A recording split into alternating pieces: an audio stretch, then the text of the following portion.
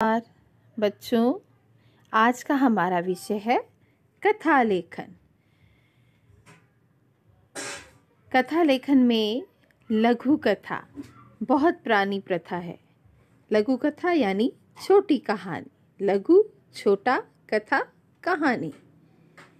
छोटी कहानियाँ सुनते सुनते दादी नानी से बच्चे बड़े होते हैं, है ना। और हमने पंचतंत्र में, अकबर बीरबल और बहुत सारी पुस्तकों में ऐसी छोटी छोटी लघु कथाएं पढ़ी हैं। लघु कथा को लिखने के लिए हमें कुछ बातों पर ध्यान देना होगा। जैसे संकेत बिंदुओं को ध्यान से पढ़ें और उस पर विचार करें।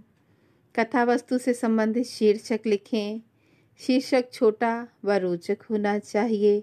कहानी पात्रों से बनती है।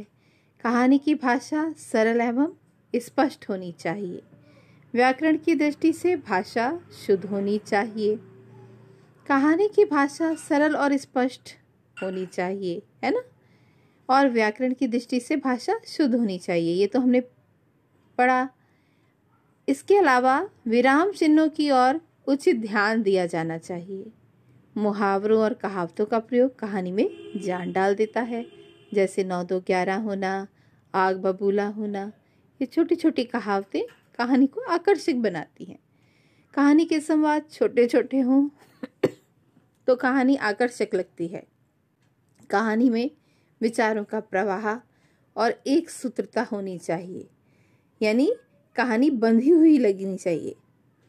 आप देखो, हम समझने के लिए एक छोटी सी कहानी लिखेंगे जिसके प्रस्थान बिंदु यहाँ दिए हुए हैं।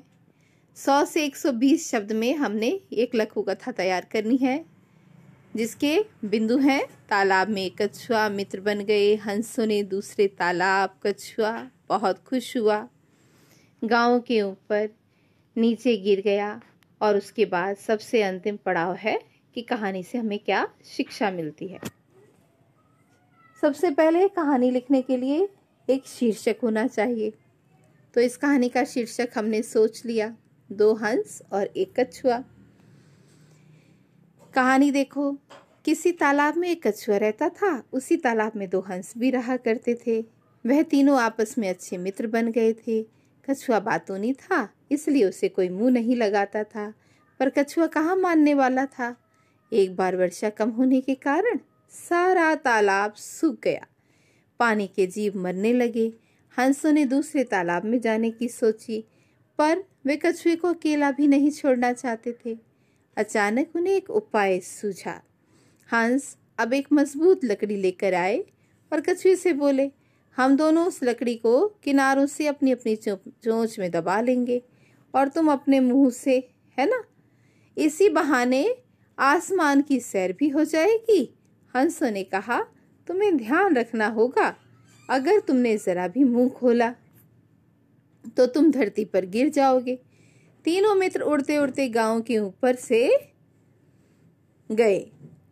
वहां बच्चों ने जैसे ही उन्हें देखा जोर जोर से चिल्लाए, देखो देखो कछुआ भी उड़ता है, ज्यादा दूर नहीं उड़ पाएगा।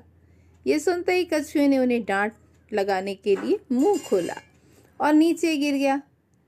अब इस कहानी से हमें क्या शिक्षा मिलती है? हमें सदा कम तथा सोच समझकर बोलना चाहिए।